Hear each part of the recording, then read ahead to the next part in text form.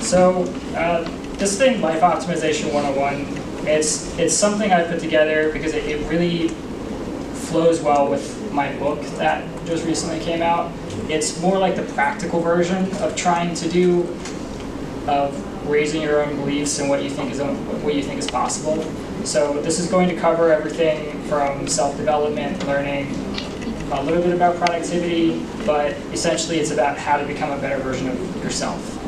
And I think that's something that we can all probably use a little bit of our lives. And as you might know, I've always been somebody that's been successful.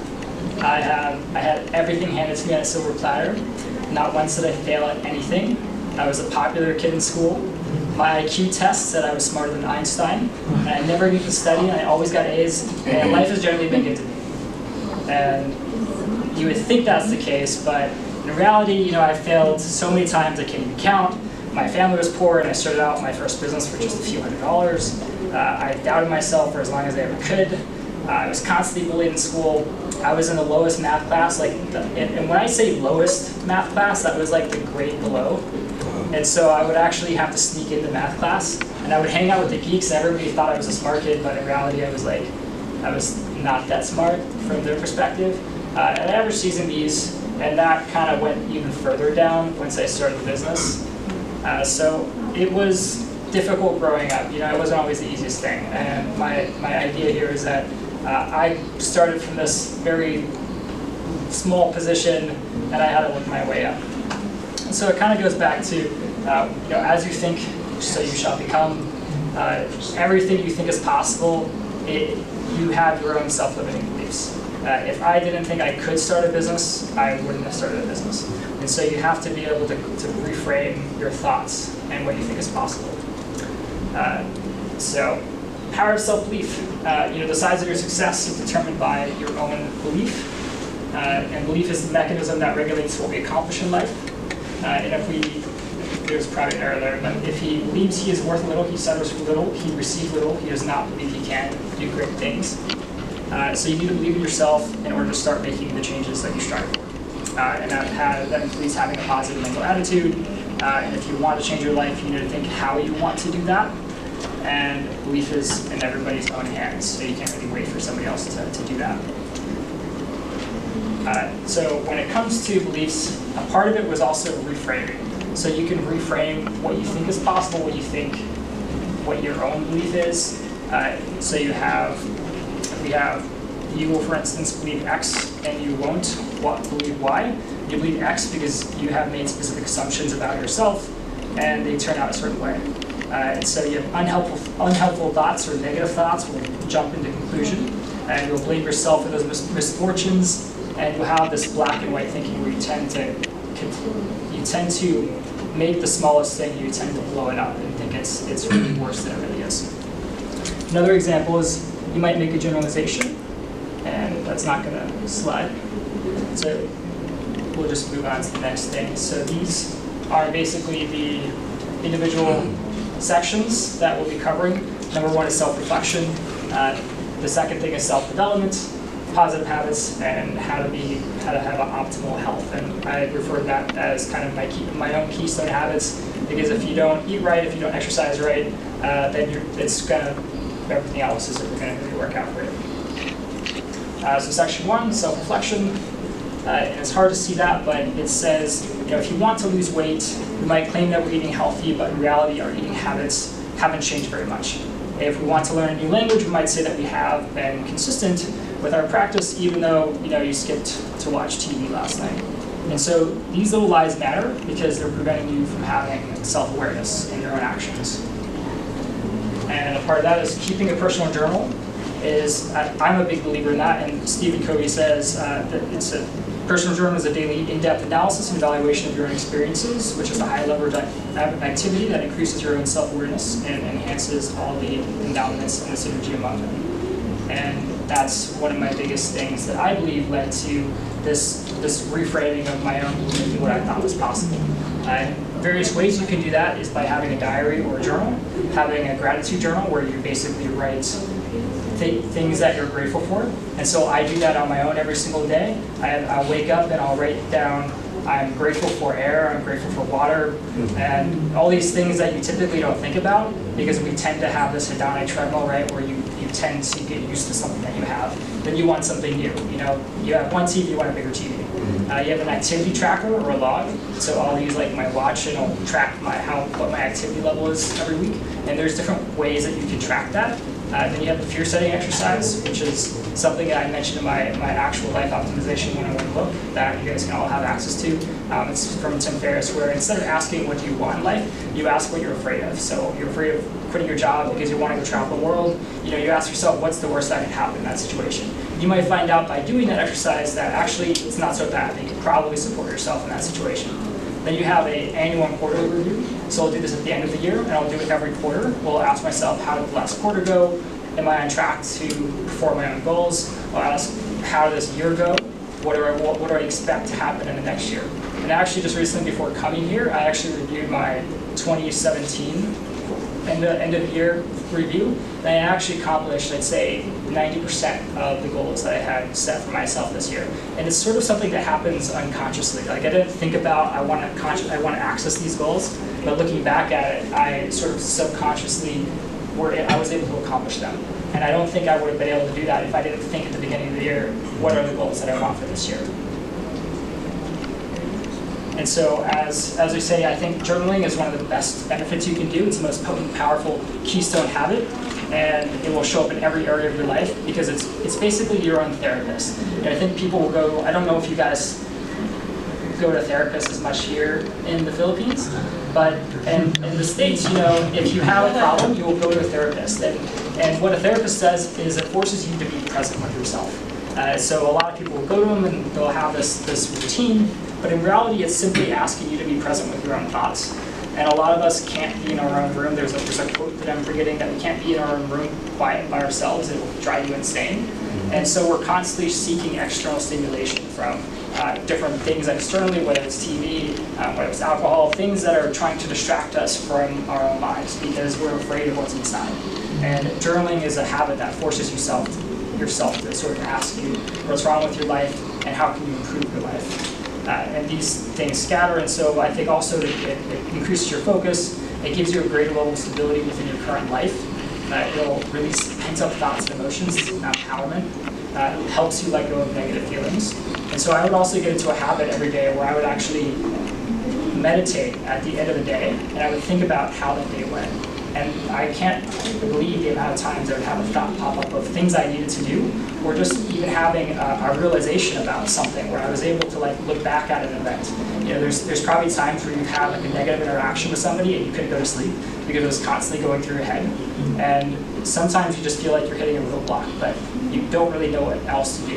And I find that by journaling, it forces you to slow your thoughts down, so you're able to. It's hard to explain, but you're able to extract more out of those thoughts than if you just continue to let that monkey mind going and just continue that thought process of like, what's wrong with this? How did that happen? But it's a good habit to have. And so I'll journal on a daily basis, and that'll be about 5 minutes a day. I use an app called exist.io. It's paid, so I don't expect any of you guys to use it. But there are free apps though. Like it's basically like a mood rating. So I'll rate my day 1 through 5, and I'll tag different things that happened that day. Like did I meditate? Did I run? What did I eat? Did I eat unhealthy food or healthy food? And then I'll just write a very short note. It's like under like 300 words about what happened that day. And then at the end of every week, I'll actually write a more longer review, and it'll be anywhere from like 30 to 60 minutes, which looking back at it, it's like an insane habit that I've been able to keep up, and I've been doing it every week for years. Like even traveling here and being stressed and tired, like I still manage to do it. And there's every week I don't want to do it, but it's become such like an ingrained habit, like brushing your teeth, that I feel like if I don't do my weekly review at the end of the week, it's like not brushing your teeth. You feel like, you know, it's like going to bed without brushing your teeth, you just feel off. So it's something I've been able to get myself to do, but for the longest time I had to start small. With small entries were just at the end of the week, I would just have my brain dump and I would just write it into like a notepad. And then looking back at it, I was just using the Windows notepad, and I just had I had the date, and I just had like this little paragraph, and that was like for a year. And now that's moved on to a much more extensive thing, and I'll ask myself, I use a template, I'll ask myself these questions: what am I most thankful for right now? How do I feel about this week? And am I sticking to my habits? So I think those are sort of my three main questions that I always ask myself, on top of just making a general bullet point of like, what happened this week? And then I'll go and further expand on that. These are apps you can use. So I use Day One. You also have Glimpses. That is a free Windows app. And then there's also, of course, you could just use a notepad. The biggest thing is just to get started, is not to concern yourself with what app to use. But again, I found journaling to be extremely helpful for my own mind. And even issues within Support Ninja, I can go back a year. I can go back any single day, like in the past 3 years, and I can see exactly what I did that day. And what I like about the specific app that I use is that whenever I enter my entry for that day, it'll actually pop up after I save it and tell me exactly what I entered a year prior.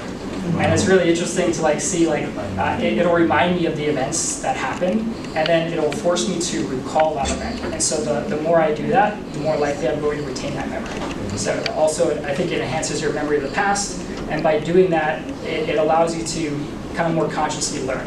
Because we learn based on our experiences, but most of what we remember we forget.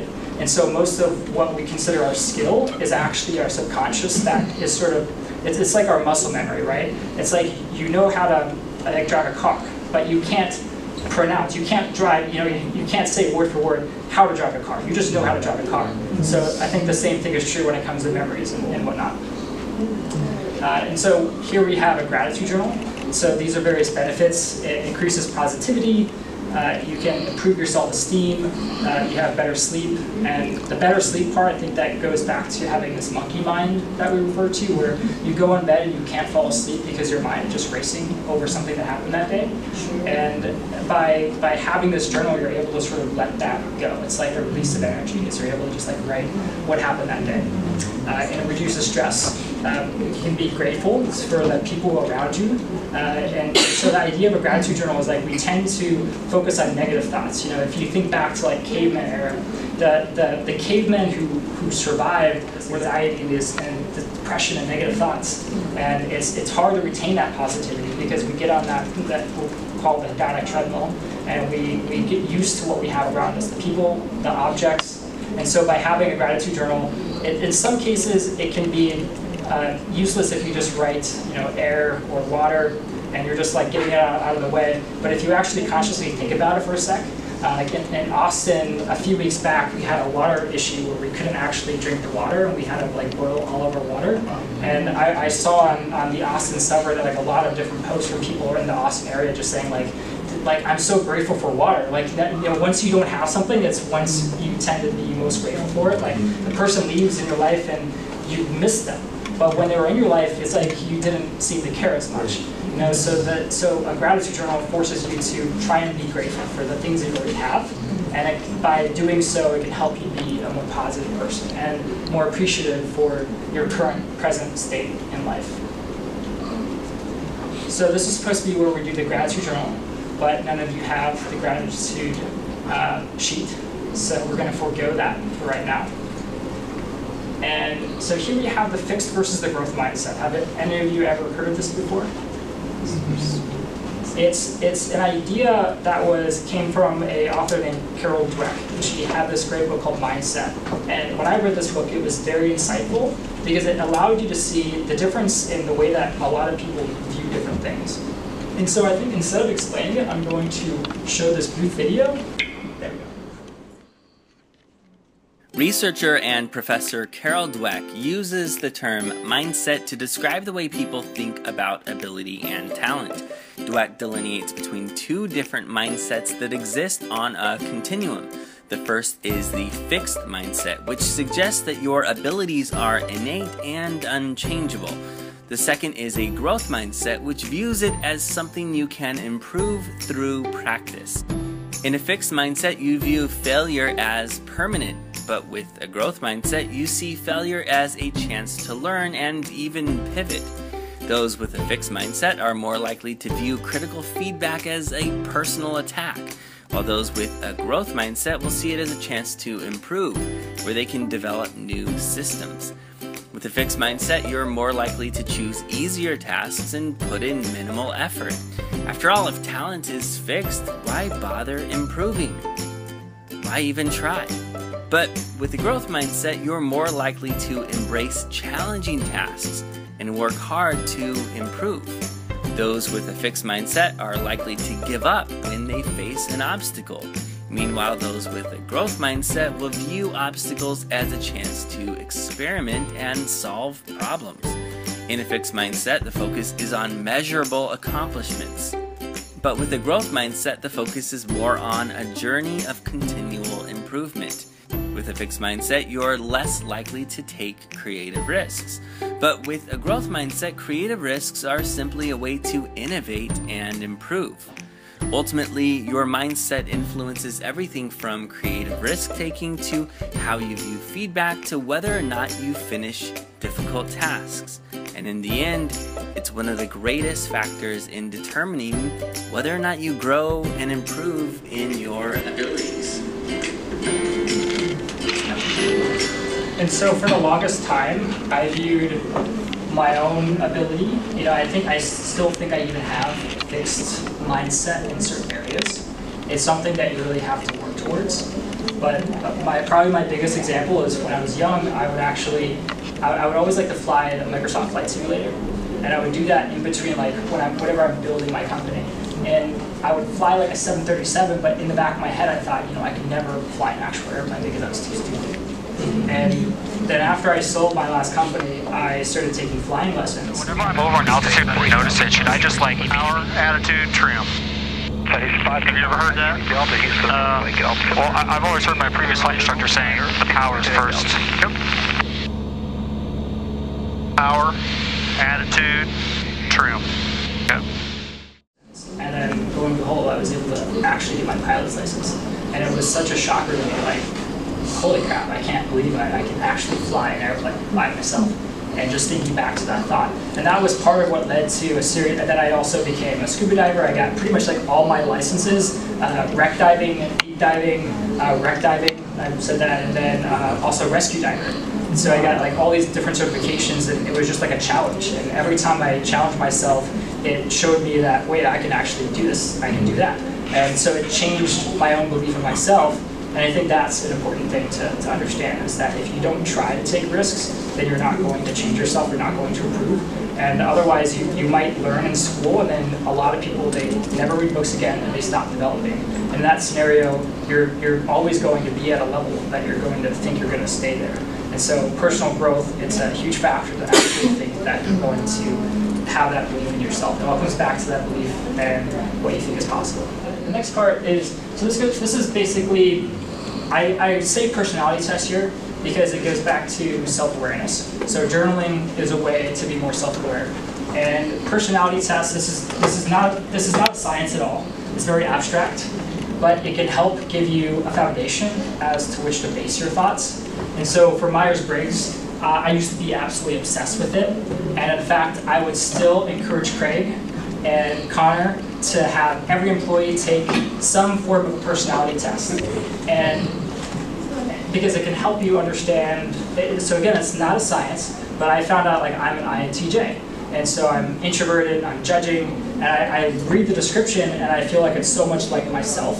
And if you Google INTJ, you're gonna be like, wow, that's so coding. But of course it is abstract, but I've pretty much taken all of these different personality tests, and it is what it is. You have to take what you feel is helpful, but if you approach it from a mindset of, this is what I'm bad at, and then I can improve, then that can help you understand how to grow from there, or where to focus your energy. A lot of people though, they'll take a personality test and it says that, so I'm horrible in social interaction, and in some cases I'm probably very awkward, but I view that as something that I can continue to improve. And also a part of my thing is having this thing called Asperger's, which is like a mild form of autism, which basically means that I can't understand body language and I can't understand facial expressions. So it took me a long time to realize, going back to school, why I wasn't a popular kid and why I was bullied. But then understanding that this was a weak point, I actually spent a lot of time and energy. I didn't understand what's called NLP, neuro-linguistic programming, how different things you can say and your body language, how that can make other people feel and think differently. And then I studied specifically taking courses on facial expressions. And so I would actually say I'm better at most people now at understanding sort of what's going through somebody else's thought. Or if your feet are pointed, if you're having a conversation and somebody points their feet away, it might mean that they kind of don't want to talk to you anymore. And so I actually studied that stuff, and so now I was actually able to improve that skill. But again, if you feel like it's a fixed mindset, that you have that fixed skill, then of course you're never going to even attempt trying to improve on that. So, great personality tests. These are all free, by the way. And then also, this is an interesting one, the career code, that can help teach you or give you an idea about what part of your career do you think would actually help you. Or, I mean, it's what are your skills within your career. So it helps you give an idea as to what career you should try and go into. So this is the second chapter, self-growth. So self-growth, it goes back to continuous improvement. And it's dedication to making small changes, improvements every day. And the typical approach is to set a large goal and take big leaps in order to accomplish that goal in as little time as possible. And while this may sound good in theory, it often ends in burnout, frustration, and failure. So instead of focusing on a small goal, you should focus on making a tiny gain. So focus on something that's going to allow you to achieve lifelong success and not something in the short term. And I'll expand on ideas of that shortly. Then use it or lose it. So it's the idea that if you don't practice something, if you have a skill and you don't practice that skill, you're going to eventually lose that skill. And the power of tiny gains, where basically you might at the beginning of the year you might say, okay, I'm going to lose weight, and you might go to the gym for a month and then you stop going to the gym, right? And it's a very common thing because you want to lose like that 10 pounds as quickly as possible. But you shouldn't view going to the gym as just losing weight. It should be something where you start small and consider it, if you can make 1% improvement every single day, at the end of that year, you're going to be so much better. And so you change your mindset as well from focusing on a short-term thing to focusing on a long-term, I'm going to improve my own well-being, my own health, etc. And here's just a short slide of that. And Jim Rohn says, success is a few simple disciplines practiced every day, while failure is simply a few errors in judgment repeated every day. And so if you think about all your negative habits, if you're doing them on a daily basis, imagine how that adds up over time. So if you can replace those bad habits with some positive habits, then imagine how much better it will be over that same period of time. And then this is one of the tools, is continuous improvement, is do more of what already works. And so there's examples of flossing, brushing your teeth, never missing workouts, performing fundamental business tasks every day, not just when you have time, apologizing more often, which I am not good at, writing thank you notes each week. And progress often hides behind boring solutions and unused insights. You don't need more information, you just need a better strategy of what already works. So think about what's in your life that already works, that has a plus to it, that is adding to your overall life. And see how can you make sure you do that more consistently and on a regular basis. That's sort of the first step. And avoid tiny losses. So improving is not just about doing more things right, but also doing fewer things wrong. And this is a concept called improvement by subtraction, which is focused on doing less of what doesn't work.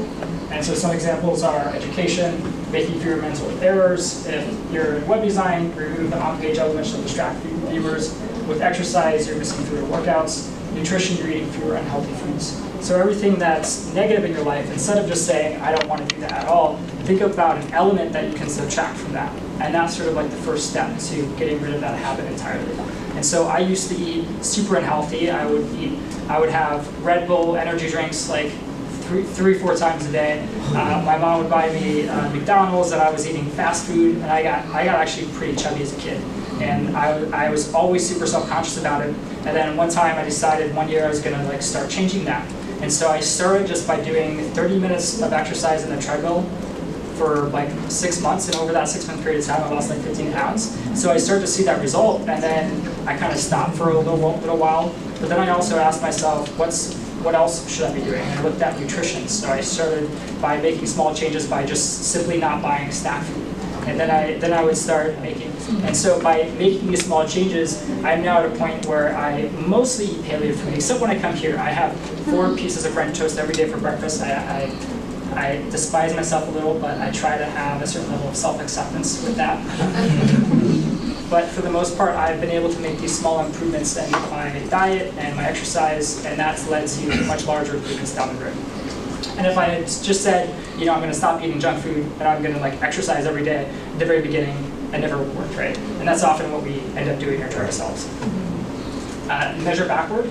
And so if you don't understand what progress you're making, you're going to think you're not making any progress at all.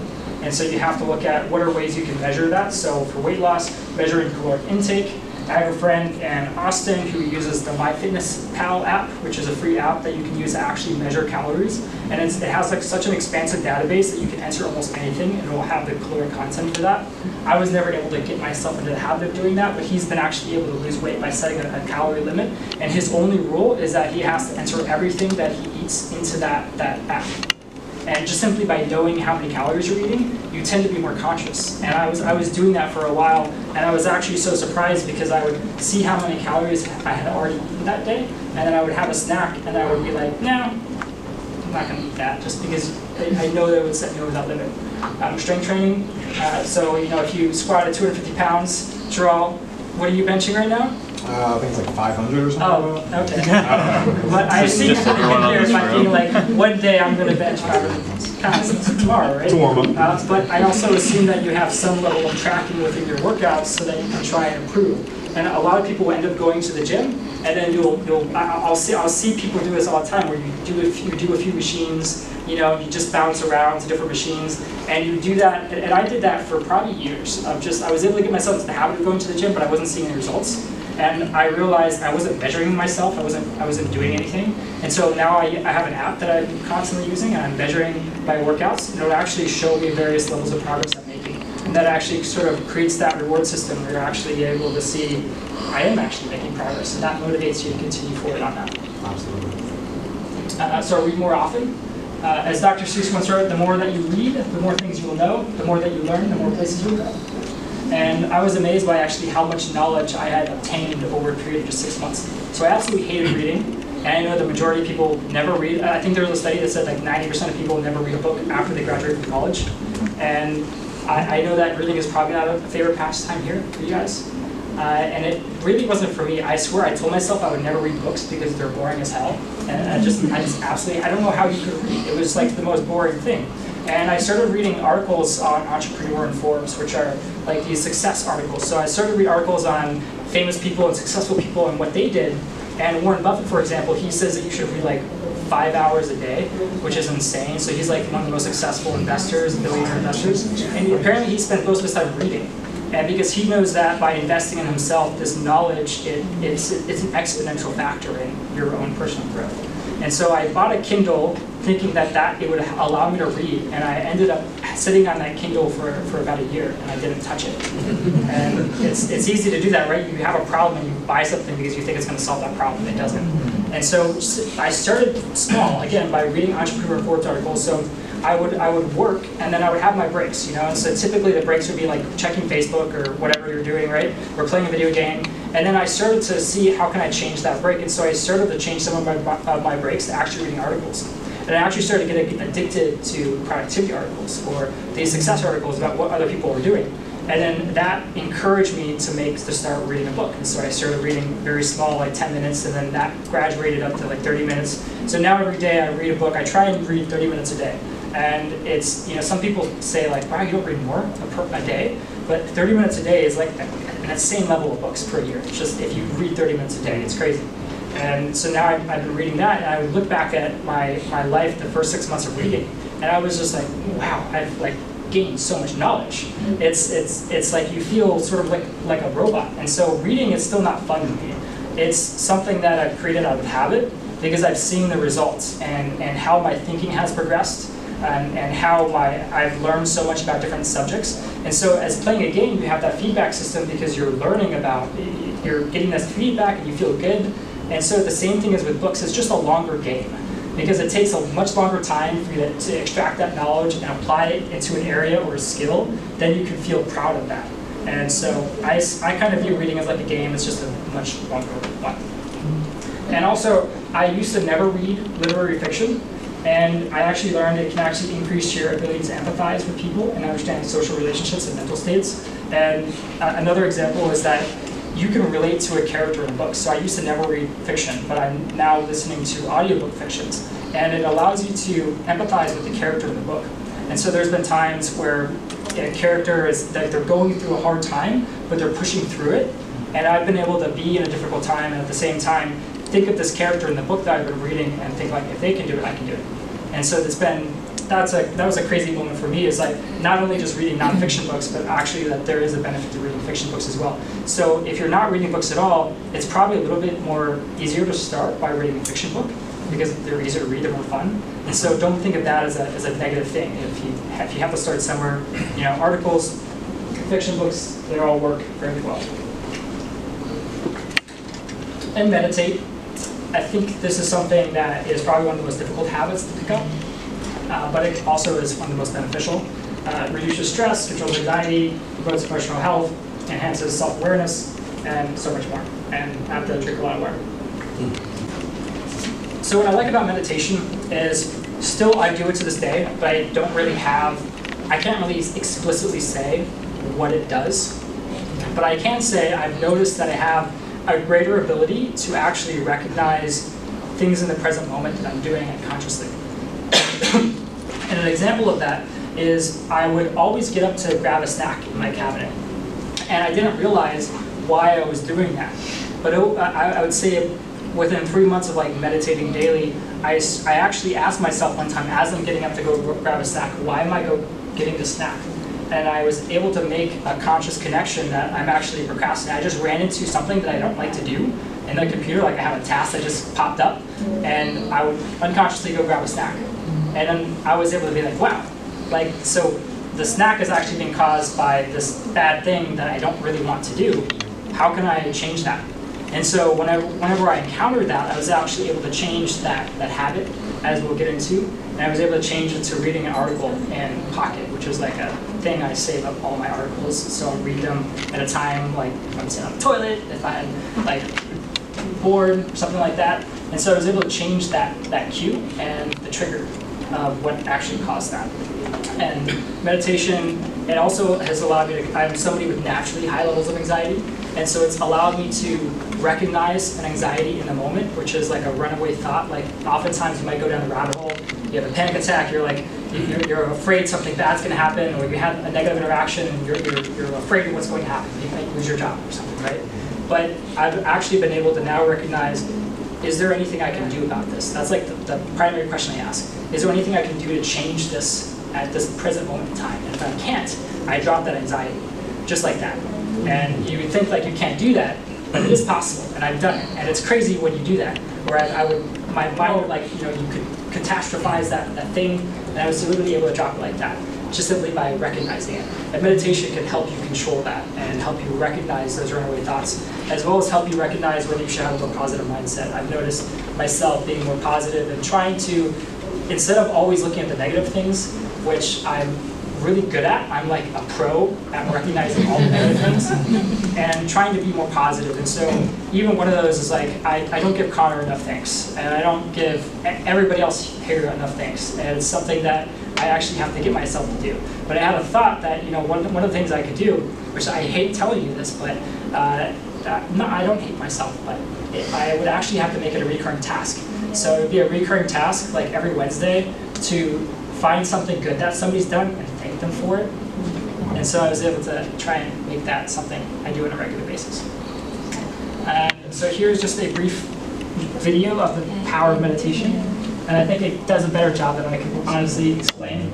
For thousands of years, people have practiced meditation for spiritual, emotional, and physical well-being. But from a scientific perspective, how exactly does meditating affect your body? Does it really do anything? It all starts in the brain. During meditation, brain scans see increased activity in regions directly correlated with decreased anxiety and depression, along with increased pain tolerance. The default mode network in particular is activated when one's mind is at rest and not focusing on the outside world, and has been found to improve memory, self-awareness, and goal setting. Want to be more caring to your friends and family? When scientists compared the brains of Buddhist monks to new meditators, they found the region of the brain associated with empathy to be much more pronounced in the monks.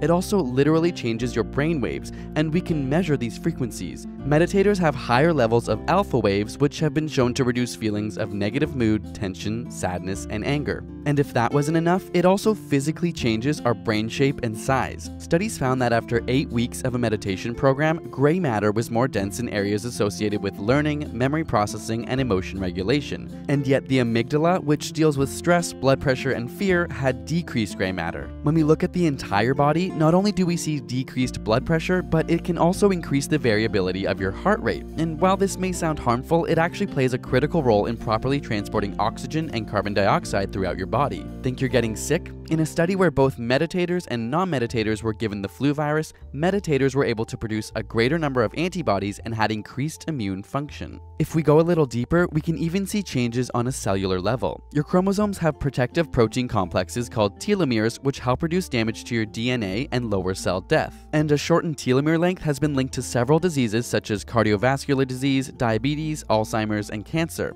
Amazingly, when cancer survivors completed a meditation program, their bodies showed significant increases in telomere length. It's believed that psychological intervention, particularly decreasing stress, has a direct effect on the enzyme telomerase, which has been shown to counteract shortening by adding DNA to the shrinking telomeres. Of course, meditation is not a substitute for other medical advice or a healthy lifestyle. We don't want you leaving this video thinking it will cure cancer. But much like hitting the gym can grow your muscles and increase your overall health, it seems that meditation may be a way of working out your brain with extra health benefits. And since your brain controls, well, all of you, why not relax and say, every once in a while? And if you like working out your brain, be sure to get our ASAP Science book, which is now available for... So there's unheard benefits to meditating. It's good. And so you can also use apps. There's an app called Headspace. And I would almost be inclined to say that we'd be willing to pay for it if you complete the first 10 meditations. I say that we can sponsor that so that you can do it on a regular basis. Because I found the app to be incredibly helpful for myself. They have different sessions for like craving, for stress, for anxiety, for all different problems in your life and how to improve it. There's also Calm, and there's other various free things on the internet. You can just go on YouTube and type like meditate. And I like to do this thing called the 20-minute meditation music on YouTube. There's like these 2 videos that show up on the top, and I just love it because I'll sit down for like a 20-minute session, and at the end of that session, like I will feel completely numb, and I'll just feel so relaxed that I won't want to move. And for the first 10 minutes, it's like you just have the thoughts as you keep going, and you're just like, oh, I'm so bored. Like, you want to make it as short as possible, but by the end, you're just so relaxed. Like I'll sit there for 30, even 40 minutes sometimes, just not wanting to move. So the next one is forming positive habits. So the science of habits is first you have a cue, and this initiates your brain to trigger that behavior. And then you have the craving, which is a result of that habit. And it's the motivational force behind every habit. The third step is the response. And finally, the response level is a reward. And with that, it's move a little bit faster. We have the cue, which triggers a craving, which motivates a response. And we can split these into 4 steps. So you have the problem phase, which includes the cue and the craving. And then you have the solution phase, which includes the response and the reward. And this is all sciencey stuff, so I'm going to skip over it and actually just show you kind of an example. So a cue, like your phone buzzes, and you get a new text message, and then you want to learn the content of the message. You grab your phone and read the text, and you satisfy the craving, and you read the message. So even like you see the Facebook, it shows like a little one pop up, and then you open up the phone, you see what the notification is. You're actually releasing a little bit of dopamine. So just like smoking a cigarette or drinking alcohol, you actually get dopamine released whenever you're checking an email. And so people get addicted to literally checking their emails, and they have to like stop checking their email because everything can kind of become a habit. So you can kind of think in your own life, what are these little things that you're doing, whether it's a text message, whether it's like something that you do in the morning, like even making a cup of coffee. That is a habit that you're triggering yourself to do. And so once you understand kind of what a habit is, then you can start to change those habits and also create new habits. And these are some other examples. You crave a donut, you buy a donut, you satisfy your craving, you eat the donut, and it becomes a habit. So every time you walk by that store and you see a donut, it's like it triggers that habit, like you kind of want to go inside. But if you never eat that donut in the first place, your brain hasn't learned to associate that donut store with a craving. And so you walk past it. So it can be a dangerous thing, habits. So tips on developing a new habit. And so now I have these habits, I call them the keystone habits. So every day, I used to wake up and I used to eat a bowl of sugary milk and cereal, and then I would watch an hour of TV and I would work for the rest of the day. And by doing so, I would burn myself out, I would be completely stressed, and I would not be that great. I was still able to grow businesses and still able to grow something, but it was difficult to maintain a certain level of there's a certain term for just being okay with yourself. And now I have these habits where I will meditate for 20 minutes every day, I will read a book for 30 minutes every day, and I will also exercise mostly every day. And I'll commonly rotate that, so I'll go to the gym, and I'll do strength training, and then I'll do running. And I used to run like 4 miles every day. Now I've kind of reduced that to 3 or so, but I'm still okay with that. And so by having these keystone habits, and I do them at the beginning of each day, that way I don't have excuses to tell myself I can't do it. But it also changes my focus. So instead of just always focusing on the business, I'm focusing on myself first. Because I ask myself, what's the point of being rich and old if I don't have my health? So I think I have to always put my own health first. And I think you guys should obviously put your own health before the company. And that's obviously the most important thing. So ways you can develop a new habit, you start small. Instead of doing 50 push-ups, start with 5. And one common method that's been described, like if you have to go to the gym, but you always wake up and you don't want to go to the gym, wear your workout clothes and go to sleep in them. Because when you wake up, you're already you're telling yourself, well, I already have my gym clothes on, I might as well go to the gym. And there's days where I don't even feel like going to the gym, but I'll just tell myself, instead of like I have to exercise, I have to run the treadmill, right? Instead I'll just tell myself, I just have to go to the treadmill and walk for 5 or 10 minutes. And I kid you not, there are days where I've gone to the gym and I walked for 10 minutes and that was it. And I still had to tell myself, I'm okay with that. And often we would lie to ourselves, and so I would also get into a bad habit where I would tell myself, okay, I'm only going to go for 10 minutes, and then I would feel bad about doing that, and I would end up running for 30 minutes. And I would kind of despise myself because like, well, I only said I was going to do it for 10 minutes. So some days you can do better than what you had expected yourself to do. But you always have to come back with self-compassion. And I think that was also one of the biggest changes in my own life is I would always despise myself and hate myself if I didn't do something or if I screwed something up. And so now I try and recognize that negative thought and I try and tell myself, it's okay. I try and do it as I call it, there's a great book and a great psychologist who referred to it as like a stupid friend. So if you have like a habit that's causing you, or an addiction, and it's causing you to do something bad, instead of just saying, I hate that, because you end up, it ends up kind of owning your entire life. Instead of like tell that addiction or tell that bad habit or that negative thought, I call it a stupid friend. So you have compassion for it, but you at the same time, you're a stupid friend. So you don't want to listen to your stupid friend, but you still love them, right? So that's sort of the idea with that. Then you have the idea of don't break the chain. This came from, it's called the Seinfeld method from an actor, but he actually said he actually didn't invent it. But the idea is that you have like a calendar, and so you want to create this new habit of like 30 minutes a day or something. And so you make the habit ridiculously small. Your end goal is maybe you want to like lose X amount of weight, and so you'll actually start. And I don't know why that thing went down. IT. There we go. IT's good. It is. So the idea with the don't break the chain is if you've ever done something consistently for like every single day, you'll tend to create this chain effect where if you do it for like 10 days or even a few days, it's like, wow, I'm actually making some progress. And then you'll have this unconscious thought of like, I don't want to break that, I want to keep that going. And so if you have a big calendar and you put X's every time you do something, that small habit of like just walk on the treadmill for 10 minutes, and you just do that small habit, eventually you'll be able to do it more consistently. Then you have create a clear intention, so create implementation intention. So if then, and while we have the example, if I finish my breakfast, then I'll do five push-ups. An example that I like to use is before you walk into, say, McDonald's. You walk into McDonald's and then you will look at the menu and then you decide to order a burger and fries. But then you're gonna despise yourself for eating that burger and fries.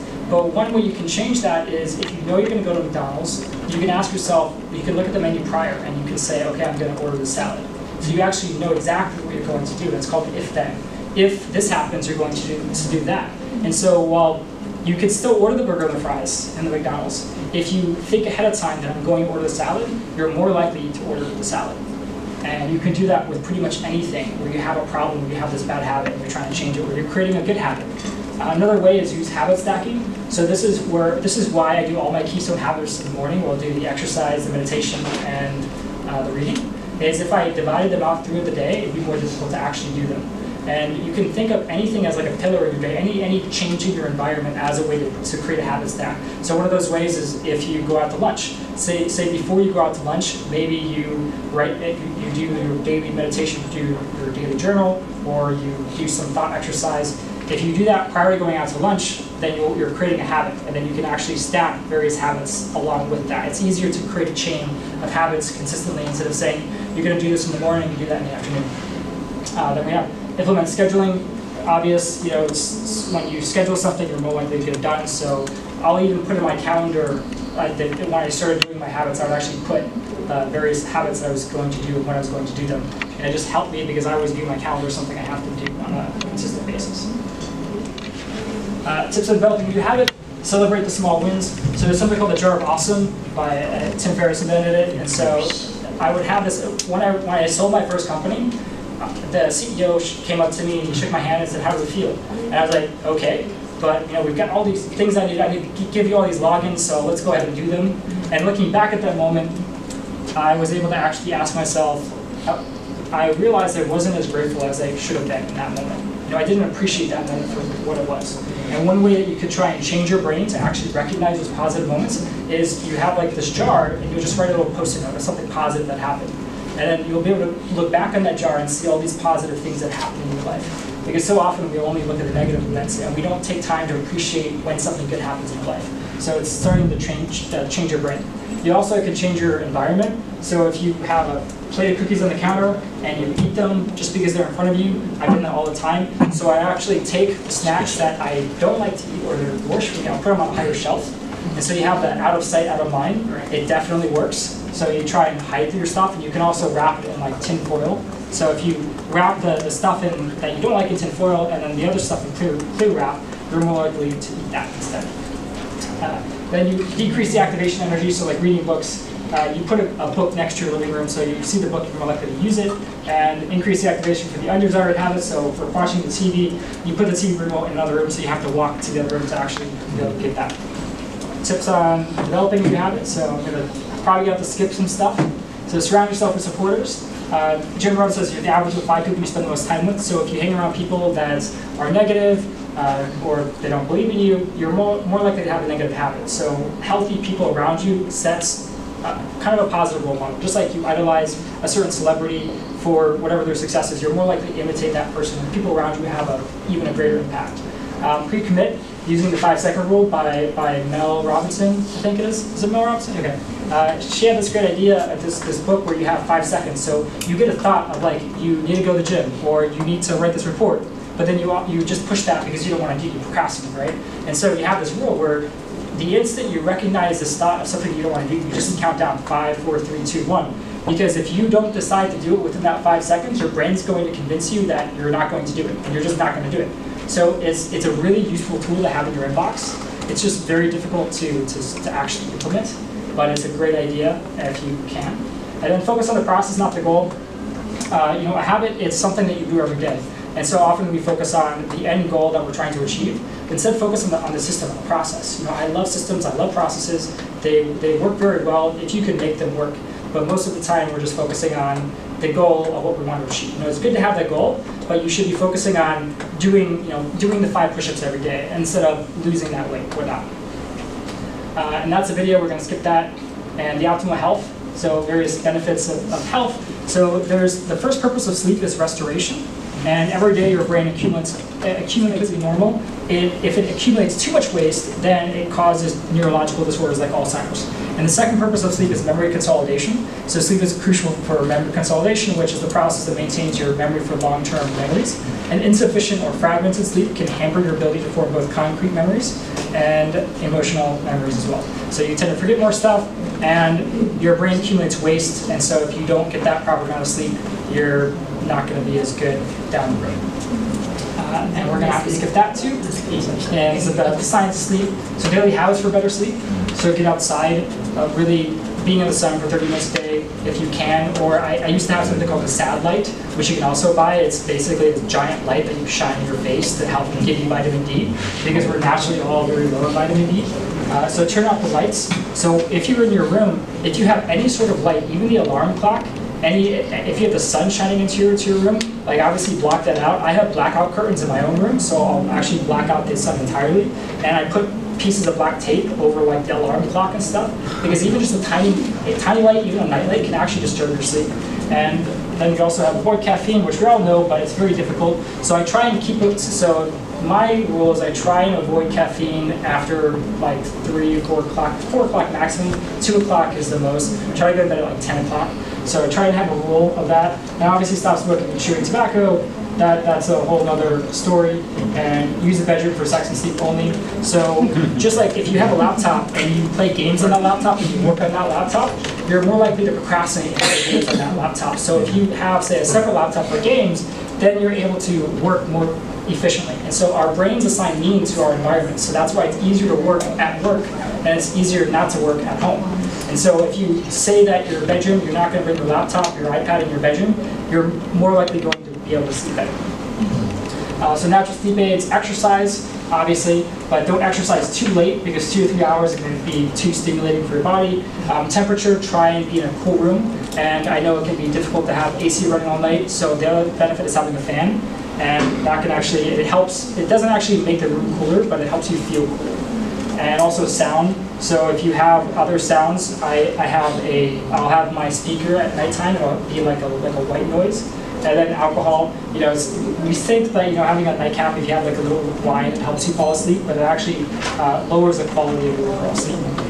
And then health science is cravings. I think we're going to skip that. And how to eat healthier.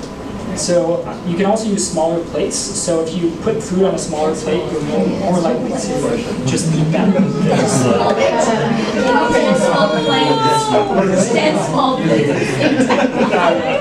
Well, it takes an average like 20 minutes for your body to feel full. So that's why we tend to overeat. And so if you can delay that process by using a smaller plate, even if you go back to get another plate, that's more time in between that digestion process, so you're more likely to feel full. Also, another thing I would take is fiber. So like fiber capsules, is that fiber expands in your stomach. So if you consume that like 20 minutes prior to eating, you're less likely to eat as much food. And I mentioned that before, wrapping healthy foods in tin foil. What to eat, obviously more grains and also a variety of different types of food. And because we tend to get used to a specific type. So this is a fun exercise called which donut would you prefer? Would you prefer the cream-filled donut, the glaze-filled donut, or the iced donut? All of them.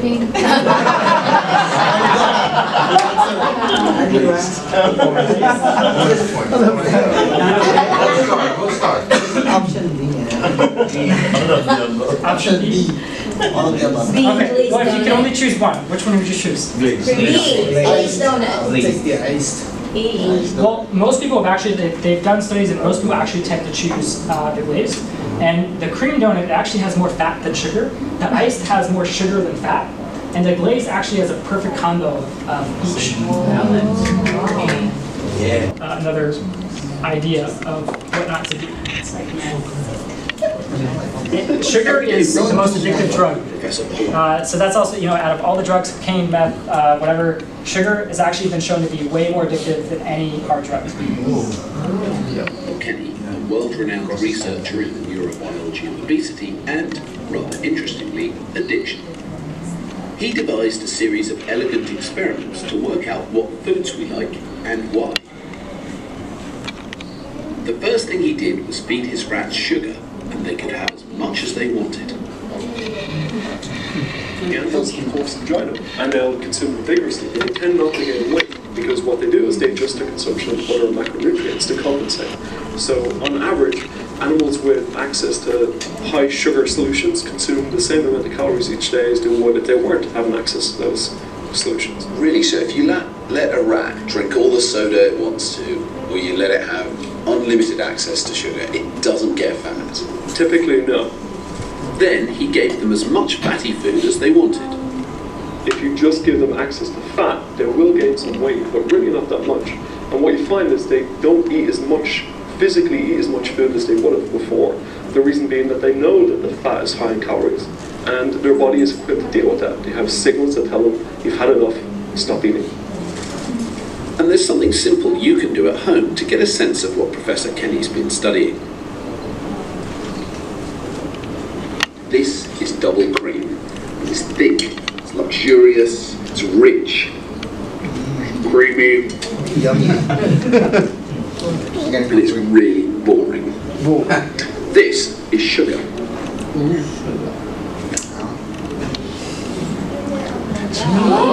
That just hurts my teeth. After even one mouthful, the fruit cream is overpowering. But if we mix them together,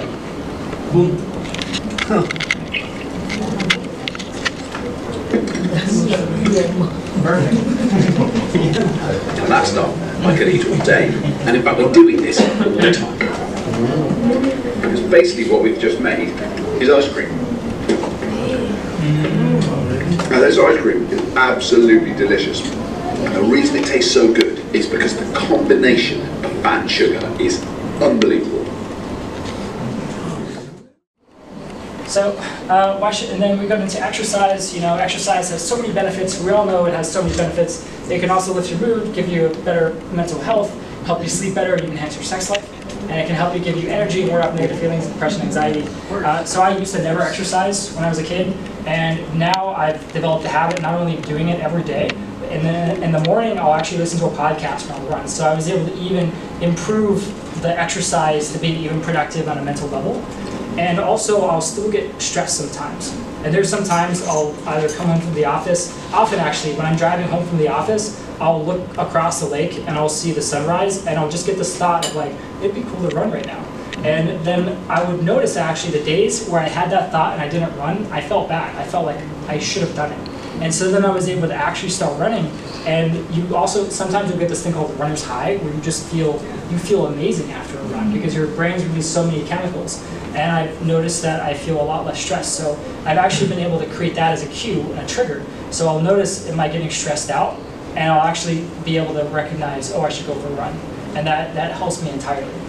And then there's also various exercise apps. This goes back to recording your workouts. So the one that I like to use, I don't know if Jarrell uses, I use Fitbod. I absolutely love it. It creates custom recommendations for every time I go to the gym. It'll actually tell me what I should do based on my own goal.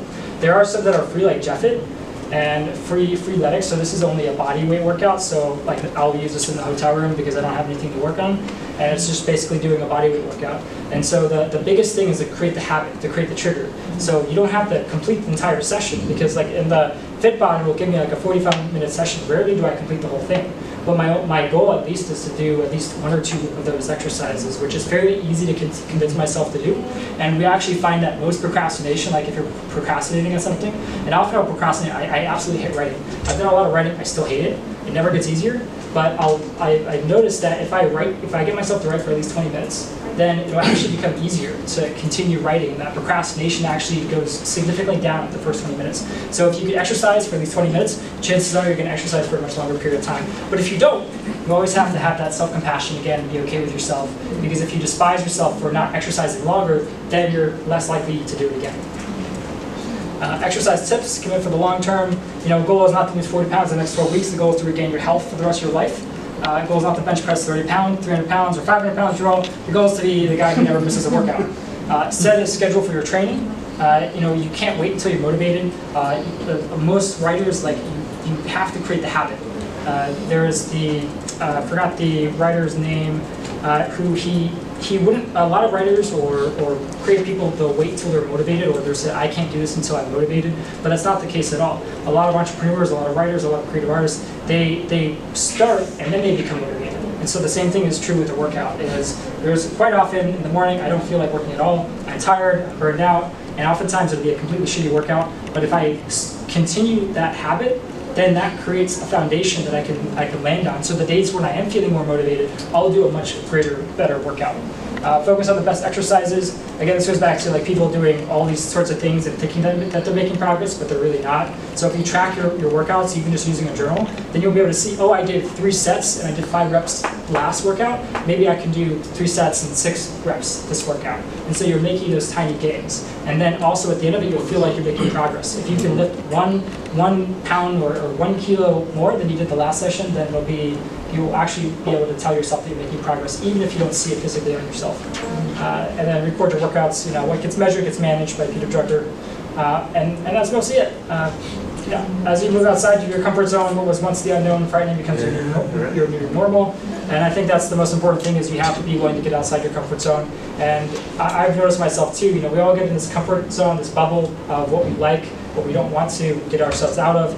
But it's only by challenging ourselves, by saying, I called up the flight school and said, okay, I want to do I want to do just the intro lesson. And the first thing is not like, oh, we're going to teach you how to fly a plane. It's going to be, I'm going to fly the majority of the plane, and maybe if you want to, you can fly a little bit just to learn how it feels. Or exercise, I would commit myself to just running on the treadmill or walking for 20 minutes, and that's worked its way up to running 4 miles. So you have to start small, work your way up, but also be willing to get outside your comfort zone. And so you'll be able to access all the slides at this specific URL. So that's probably the one that you want to save the most. And every slide and everything that you just saw, you'll be able to see. And then the Life Optimization 101 book. So this is a short book I wrote where my end goal that I kind of figured out is I made all these little changes in this progress in my entire life. And I look back at the majority of it comes back from self-reflection, from journaling. Because I was able to actually consciously ask myself, what did I do this past week? What can I improve? And I would say through those series of steps, I was able to realize my own self-belief system. I was able to improve that and just become a better person and continue that level of self-improvement. So I always feel like I'm learning. I always feel like I'm getting better. And I'd say the majority of that comes back from self-reflection. So that's it. Thank you, guys. Awesome.